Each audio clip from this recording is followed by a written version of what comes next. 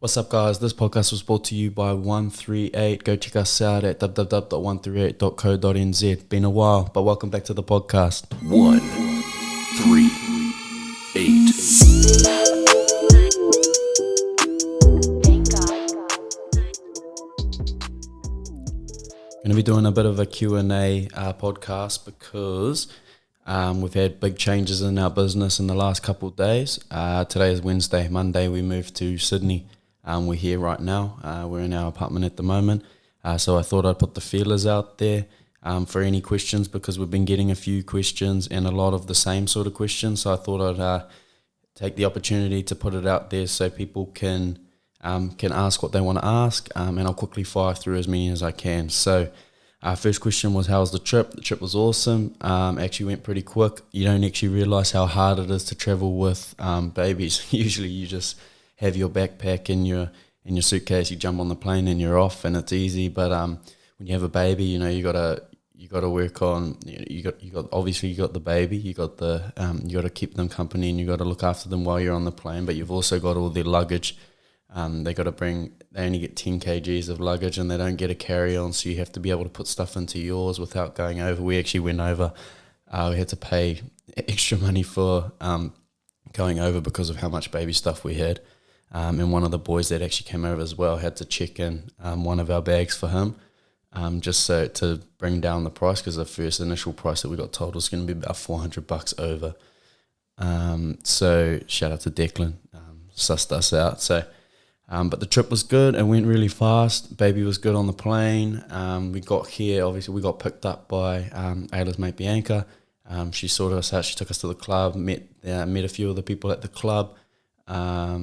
And what I mean by the club is we're actually here for, I signed a deal here with the Shoot Shield team, and we're here for rugby. So they actually sorted this apartment for us, which I'm very grateful for. Hence the reason we went there, pick up the stuff, pick up the keys.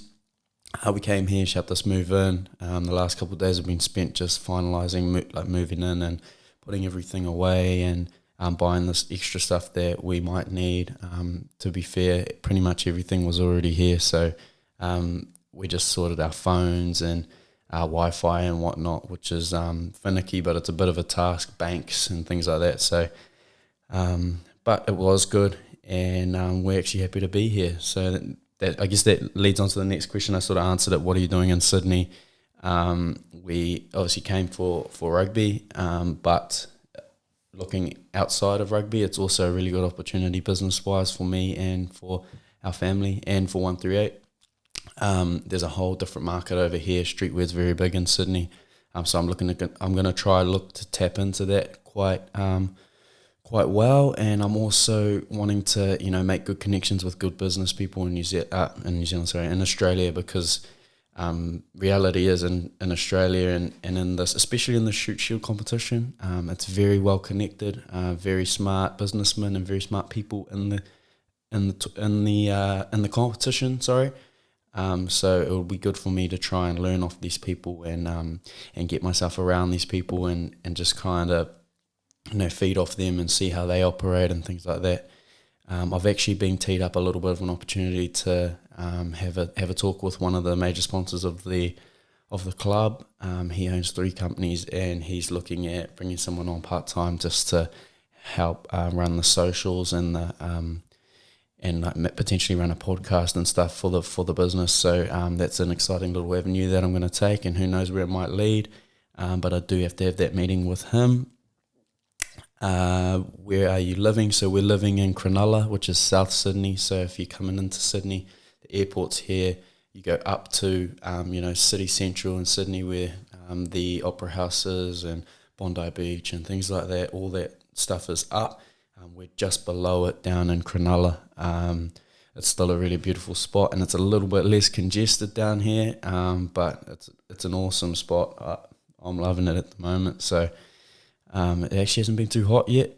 Today it's looking pretty hot, which is ideal. First day of training, of course it's going to be hot.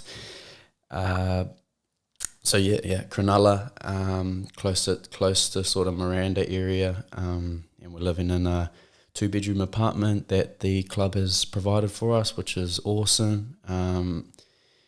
And yeah, no, we're stoked. We're stoked. So, did you take everything with you? And I was assuming this they meant by taking everything with me, I meant the clothes and stuff like that. No, we didn't. So what we've actually done is this move has kind of led us to go down the 3PL avenue. So we've got a guy, Cooper Green, at Green Distribution up in Auckland. He now runs our shipping and orders. Apologies for the people who are waiting on orders for the last few days. We're just in that transition period where we've moved all our stock up. It's getting put away. He's getting access to all our shipping and our website and stuff, so he can start processing orders for us. But yeah, basically how it works now is we no longer hold any stock. I said this to Cooper when he came down. It's actually quite weird. It felt like I was giving away my baby, because for like a year and a half we've had, complete control of everything. We've had the stock right in our garage or in our bedroom, things like that. It almost got a little bit too big, and so we kind of had to go down this route soon enough, just in terms of the storage side of things. But if you look onto the picking and packing side of things, which is what he also does, so to put it in perspective for you, you make an order to the website. I see it pop up, but I really don't do anything about it. He also sees it pop up. He prints off the labels. He makes the order. The courier comes and picks it up from his warehouse, where he holds all of our stock and keeps a live stock level for us to check and look at and keep comparing to our stock levels. So we just make sure everything's kosher, and so that's how it now works. We don't actually touch any of the garments now. Every time we make orders, we get the samples to us, make the changes, and when we make the bulk order, we send it straight to the warehouse. So it actually doesn't come through us anymore, which actually takes away a lot of the admin side of things, and gives me a chance to focus on more important things now, such as more podcasts and running the business online, because the beauty of an online business is I can run it online. So I can be anywhere I want, really. So the Sydney move in terms of the business side of things doesn't really make a difference. It's more, the online running of things doesn't make a difference, but the distribution and things like that, that's how we went about that. Goals this year. So I actually want to get through a online course to sort of better myself in the paid marketing side of things. That is called The Blueprint by Isaac John. I'm going to get through that this year.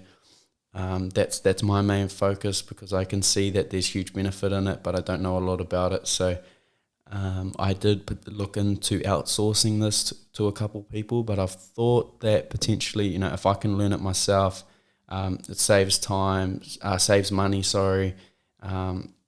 and then, who knows, down the line where we're doing a little bit better, I might be able to bring someone into that role, into a almost like a PA kind of role, where they help me with all that sort of stuff and they run that stuff for me. But for now, I think I have the ability and time to run that, so I may as well learn it. I want to enter the streetwear brand in Australia and Sydney. I want to enter that market, because it is a very strong market, and there's a lot of people looking for good streetwear in Sydney, and so I want to try and tap into that. Our business is obviously more established in New Zealand, and so Australia is an exciting avenue where we can sort of grow and just branch out to another place, and hopefully it works out. The other goal was to kind of establish ourselves in Sydney. But then if I'm looking on the footy field, goals for this year is to just get myself in the best possible shape I can, play the best I can for my club, because they've done a lot for us this year, and I'm going to return that favour. I want to win the comp with our team this year, and what comes of that. But for me, it's performing the best I can for the club that I'm playing for this year, and sort of giving back to them for all that they've given to us this year. When's the next drop? So the next drop, currently it's Chinese New Year. That finishes in about 10 days, but we're in the works with a graphic designer sorting out the next collection. It's probably going to be the next collection. We might bring out a couple of things before it, but at the moment we're looking at this is going to be our next collection. I'll give you a bit of an inside scoop. So it's actually it's going to be like a vintage sports collection inspired. So it's going to be almost sporty kind of clothes, but still streetwear, and with that vintage kind of look to it. So I don't want to give too much away, but we are planning that. We're looking at it at the moment. We've been sorting that out. We're just bouncing ideas at the moment. He sent me my first concept. So I have looked over those and I'm making changes at the moment. I'm giving him feedback, and I'll give those back to him. He'll make the changes, send back, and we'll just keep bouncing like that until we find something that we like. So we've agreed on a price. That's how it worked with him. I am paying him for his time for this. So that's the idea of the next collection. To be honest, the Chinese New Year thing, I forgot about it a lot, but what made it worse was that they've actually made it longer this year, so it actually started a whole lot earlier and finishing a little bit later. So that kind of threw me off a little bit in terms of timing with our collections and drops. We were in a little bit of a roll, so we're a little bit off, but we are going to get back on track and move forward. So how big of a transition was it relocating your business to Australia? Wasn't overly hard because of what I've just stated. Like, obviously, we didn't have to do too much in terms of the business side of things, because I could be doing this right now and not tell you that I'm Australian and you wouldn't know, you know what I mean? So the beauty of the online business and an e-commerce business is you actually can be anywhere to run it. I guess the harder part of things is the distribution and that side of things, but this has almost pushed me towards something I needed to do anyway, and that's move to 3PL distribution and stuff like that, because I actually no longer can. It's now taking a toll on my business where I'm spending too much time on orders and spending too much time on the admin side of things, time that I should be focusing on growing the business. So I've outsourced that. That is going to cost me a little bit extra money, but as I've always been told, you've got to spend money to make money. So the transition hasn't been too hard. We're set up now in Australia, and we've actually got a nice little room here where I can use it as an office as well. And so I have set up this podcast station, and I've talked about it in a vlog, which, by the way, I'm bringing out a vlog of our move and everything involved in it. But we are I've put the mics out, I've put the podcast set up. The whole thing is just going to stay here how it is right now. I feel for me that pushes me to do more podcasts when it's set up and I don't put it away and stuff. I guess that's due to laziness, but whether it is or not, by leaving everything ready and set, it makes me do more podcasts, which means I'm going to get through a lot more people this year. People are going to turn up. I'll put them on the podcast. Everything's already set up. Post it. Bang, bang, bang, as many times as I can throughout the year to provide more value to you guys. So that's the sort of thing. That's where we are at the moment.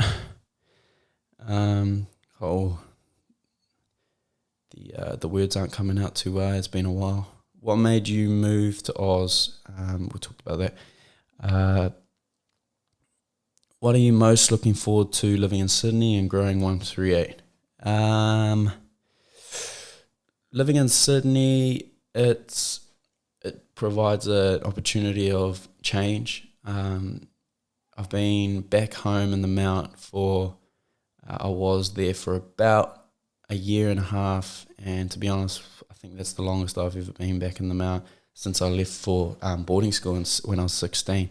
I think I needed to get out and change a bit. I think I was in my same processes and just going round and round in circles, doing the same things, going to the same club every weekend with my mates, and it was just kind of like there wasn't much change and not much difference. And I guess for some people that is how they are. They like to just be in the same thing over and over again, and that's completely fine if that's how you live. But if you don't live like that and you're doing it, you find yourself getting into like a real stale position where you feel like you haven't done much, you're not changing much, you're not growing, or and that may not be the case, but that's how you feel, and that's how I was feeling. So to be in Sydney now, something completely different, a new place, never been here in my life, and I'm now living here. It provides a change for me. In terms of my footy field, it provides a fresh start for me, something different, a whole new environment, whole new team, whole new competition, a chance for me to play my game over here and provide whatever I've learned in New Zealand to my team over here. And in terms of 138, obviously, as I said, the streetwear, streetwear market in Australia is massive, and Sydney is massive. So to be able to try and tap into that is going to be a huge goal for me. I'm still going to work out how to work two places or two locations. So I'm going to be like, obviously, when I send all my stuff to New Zealand into the warehouse, I also want to get him to send a bulk over to me so I can hold stock and ship to people in Sydney. But that's a work in progress. But it's all exciting stuff. That's the stuff I'm excited about. What's your plans for tapping into the Sydney market? When's your next collab with LNAV or Flat Essentials? LNAV, I'll jump on LNAV anytime. Just flick me a message, bro. Working 138 full time in Sydney. Yes, I am. The beauty of the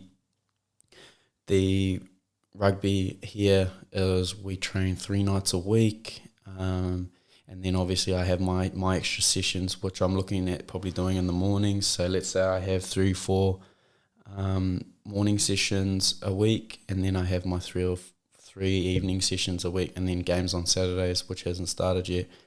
That gives me the whole day to do something else and to make extra money, which is where I'm going to be going full-time 138. As I also mentioned, I'm going to be looking down that part-time 1 day a week where I work on that social media for those companies. But that hasn't been finalised. I haven't had a meeting yet with the guys, so we'll see where that takes us. But for now, full-time 138, full-time trying to build this little side hustle that I started a year and a half ago. That's what I'm doing. All these questions are pretty much the same, so I'm going to wrap it up there. Thanks for jumping on. It's been a while since I've done a podcast, but it's good to be back, and I'm going to get some pretty exciting guests on. There's a lot of cool people to jump on the podcast here in Sydney, so I'm going to try and get as many of them on as possible for you. Take care, everyone. Have a good day. Thanks for tuning in. Later.